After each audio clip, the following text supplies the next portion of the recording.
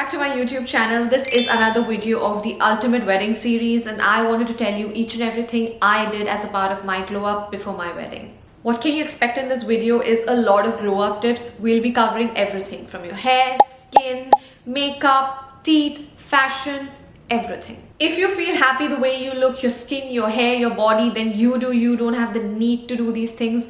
And of course, please don't do it because log kya kahenge, or you want to fit into that lehenga, you want your skin to look like this.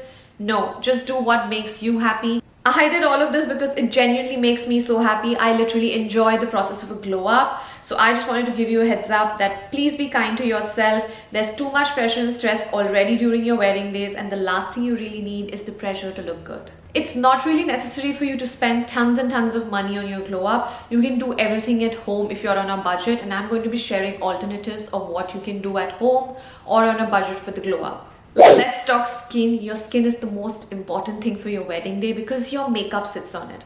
Yes, your makeup covers a lot of your blemishes, but if your skin is shining, your makeup is going to sit beautifully. Just keep it very simple 6 months before the wedding. You just need to follow a very simple skincare routine. What I did was just use hyaluronic acid, niacinamide, moisturizer, vitamin C and everything. Just be very careful when you do that because when you mix actives, not every active reacts well with each other, and always do a patch test before you always try it on your skin. Consistency is so important with your skincare. Trust me, I have seen this. The days I don't use skincare and go to bed and I wake up so dull, but the days I do, my skin is shining, my skin is glowing. I completely understand that if you're starting a routine and you want to see results, it's kind of frustrating when you don't see results, but trust me, it is actually working. Just don't leave everything amiss and be like, ye nahi ho raha hai, meri skin achhi nahi lag rahi hai, glow nahi aa raha hai, this, that. Somebody actually told this to me. I sleep very late, I have a very bad screen time, and I have dark circles under my eyes. And whenever I do my skincare or apply anything or try to sleep on time, I don't see results. What the hell? Why should I go to bed on time? Because my dark circles are not going anywhere. I'd rather sleep late. But I was in conversation with someone and that girl told me, imagine you're literally sleeping late for the last 5 years. But what if you start sleeping early for the next 5 years, and that's when you see results? So when you slept late consistently for 5 years, and that's why you have dark circles, you need to do that consistently right to see results. And that made so much sense. Your research is going to come in handy, but every skin type is so different that you would never know what active is going to react on your skin. So please be very careful. Don't extremely experiment. You just have to get a dermat in the picture for this because the dermat is going to tell you exactly what your skin needs. Tell him your goals, tell him what you're looking for, and he's going to suggest you the perfect routine. This thing is so underrated because we apply so many products and we are like, yeah, my skin is going to shine. But the most underrated thing is your diet. What you eat actually shows up on your face. This goes without saying, drink lots and lots of water. But what am I telling you? I'm this dehydrated bitch who doesn't drink water, and I try very hard. I somehow don't like water. That's very weird, but it is what it is. And exercise and do a little bit of yoga. It is going to do wonders. The moment I work out for 5 days consistently, I see my skin is glowing. It makes such a difference. The other things I also started doing was at-home facials, at-home masks, and also steam my skin a little. The other thing I did was dermaplaning. I didn't go for any special professional session. I just did it at home because I wanted my makeup to sit really well. The third thing you can do is go for a nice hydrofacial because that instant glow is what you want for your wedding day. I didn't do it throughout, like I didn't do it for 6 months. I used to do everything at home, but I had decided that I'm going to splurge on that particular day so that the glow lasts. I literally spent almost around 7,000 for my facial. So I wanted that glow and I decided that I'm not going to splurge throughout. I'm just going to splurge on that day and I'm going to get this facial done. I literally did that 3 days before my wedding because I wanted to give that time in case the products react, my skin doesn't take it well. I should have at least 3 to 4 days in hand to correct it. Don't get the facial a day before. Don't get it 2 days before because you never know how your skin would react because they do a lot of deep cleaning and they suggest you to not use makeup that day. Let's talk hair care. Now let's talk about 2 things. The health of your hair, the length, the color. We'll cover everything. Let's talk about the health of your hair. I cannot stress this enough, but eating protein, leafy green vegetables can do wonders for your skin and hair. Okay, this is my personal experience, but I was on a diet a few years ago and I was eating a lot of greens, like literally 100 grams of greens every meal, and my hair and skin was out of the world. Your hair is going to thank you for not using a lot of heat, because your hair actually thrives. It is shining, it is bouncy, it is everything when you don't use a lot of heat. I use heat once a week because I have the most frizziest hair and I like to style my hair. But if you can avoid using heat, nothing like it. The best thing I could recommend you is to oil your hair. So oil your hair and just saran wrap it, and also use rosemary water as the last rinse after your wash. If you're scared like me to use like a high frequency wand or use any red light, trust me, when I'm oiling my hair, the only thing I really do is the most amazing thing, this comb. I'm not sure what it's called, it's a stimulator or something, and all I do is just this after I like oil my hair, and it is gorgeous. I think it like promotes circulation and makes me feel really good, so I use this. Coming to the cut and color, now you really need to decide what kind of hair you're looking for, because 6 months before the wedding you really need to decide the length of your hair. If you want the most long locks, or you want like mid locks, you want short locks. I actually grew out my hair a lot and I did not get trims, because the moment I start getting trims, my hair doesn't grow very fast. I literally grew my hair to this length because I wanted to experiment with a lot of hairstyles. I wanted a good bun, I wanted a good high pony, I wanted to do a lot of braids, and I wanted that hair and I didn't want extensions everywhere. So I maintained this length and I didn't get my hair cut.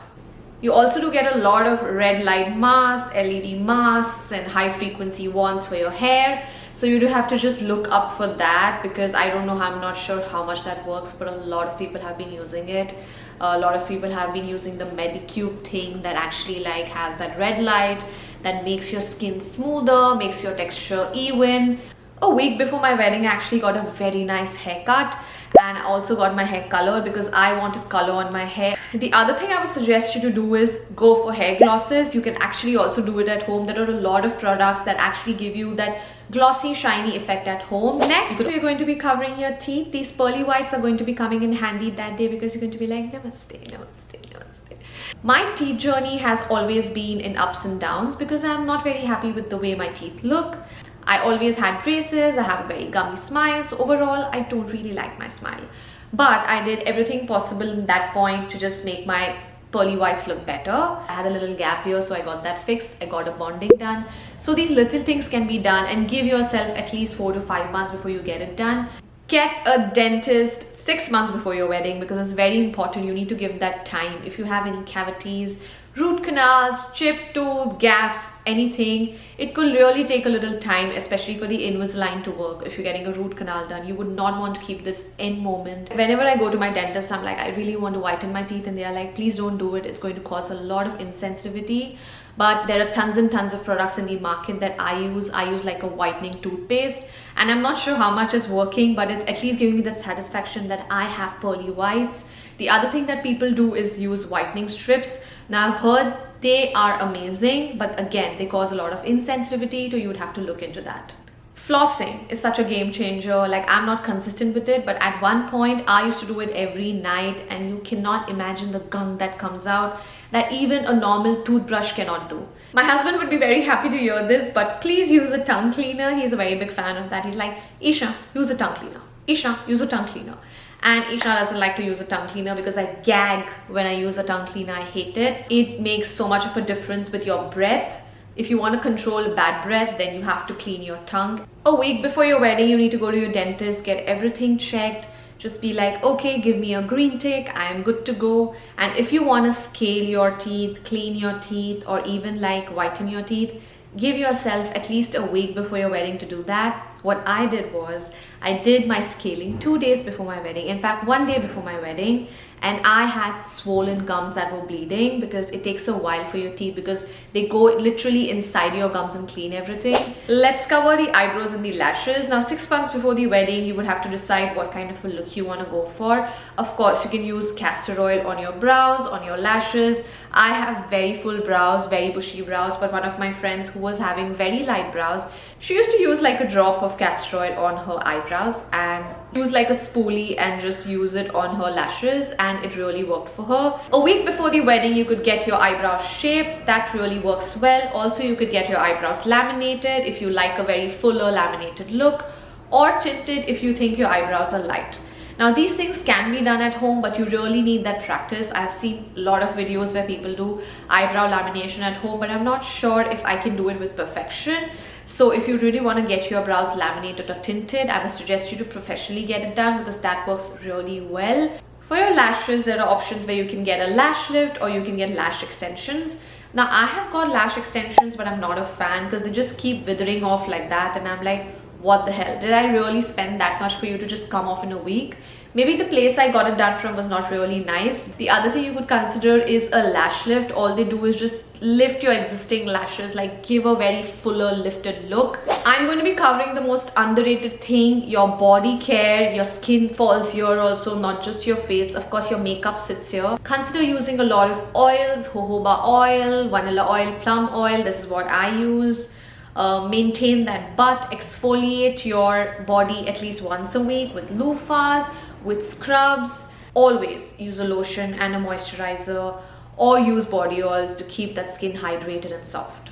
If you want to consider laser, then you would want to give yourself at least 6 to 8 months. Depends on your body part and your sessions. If you want to get your underarms done, if you want to get something down there, then you would have to give at least 6 to 8 months for laser. But for waxing, I would suggest you to go at least for a week before.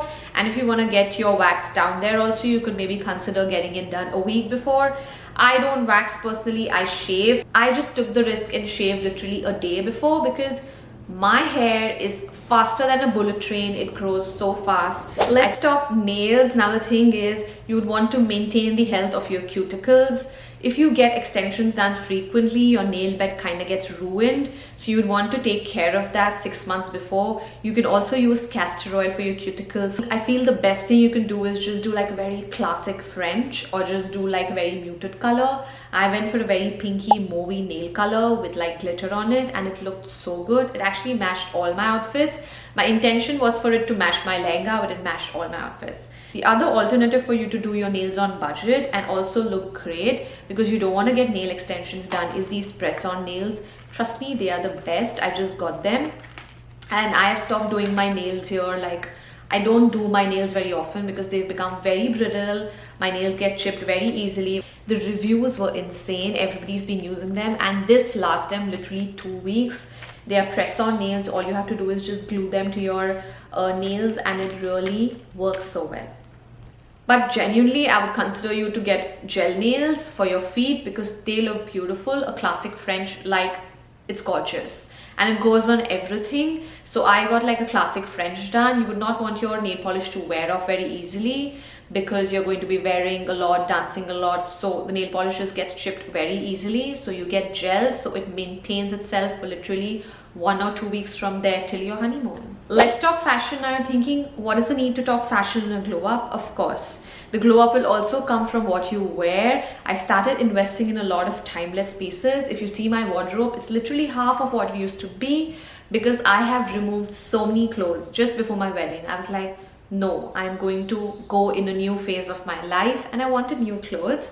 But I would suggest you to invest wisely in timeless pieces. Pieces that you can actually wear so many times with different things. That's the key. Let's talk about your health, body, weight, and more. Now, exercising every day is so important. Like, at least I try to do it 3 to 4 times a week. I try to get at least 4 days of that workout, just 1 hour a day. Whenever I'm demotivated, I try to tell myself just 1 hour is what you need to give. It could be anything that you enjoy: Pilates, yoga, gymnastics, lifting weights. I personally enjoy lifting weights a lot. Now, the thing is, you would not want to pressurize yourself to fit into that lehenga, or you don't want to do crash diets. Please do what makes you happy, and that's what matters at the end of the day. I am telling you, you are going to look the most beautiful bride. Every bride on this planet is gorgeous. I am telling you, there is some magic in the air that day that is going to make you look the most beautiful girl in the world. I was so worried, so pressurized, because I wanted to fit into that lehenga. I wanted my abs to be seen. Nothing like that happened, okay? Like, if you work hard enough, of course you can achieve your goals, but don't pressurize yourself to look a certain way. Be yourself and you're going to be the most beautiful bride. Whatever you're trying to do it in a healthy way. Don't go to extremes of crash dieting, not eating for days. Oh my god, I want to fit into this lehenga. Nothing is worth it. Your happiness is worth it. That's it. I had actually taken a dietitian. It was very difficult for me to maintain it because there was too much going on, but I tried to eat healthy, like getting in my greens twice, getting in my protein for the day, exercising regularly, something I did not miss. Do your steps. I cannot stress enough. Say one day if you've not exercised and you're feeling very demotivated, the one thing you cannot miss is doing your steps. At least get 8,000 steps a day. 10,000 is like too much. I know it. I try to do it. It exhausts me at the end of the day. But getting a nutritionist and a dietitian would really help you. They would show you a path of what needs to be done, and you would probably achieve your goals faster. Once they have you to guide you, then that gets very easier because they are doing half of your job. You don't have to like put your brains into, oh my god, what should I be eating now? Or how much should I be eating? So just get a dietitian and a nutritionist. If you're on a budget, then you can do your own research and see what works for your body. What are your weight goals? How do you want to look? I'm not sure if I've missed anything, but I've tried to cover almost everything that I did, and I really genuinely want to help you brides. If you're a to-be bride, please like, share, subscribe if I've helped you in any way. 10 years down the line, you're not going to remember, oh, I did not look this certain way, or my hair was not looking good. These are the things you're not going to remember. You're going to remember that you were happy on that day and you're going to look the most beautiful bride. It's rather a long video, but happy glow up, happy wedding. You're the most beautiful bride. I love you. Bye.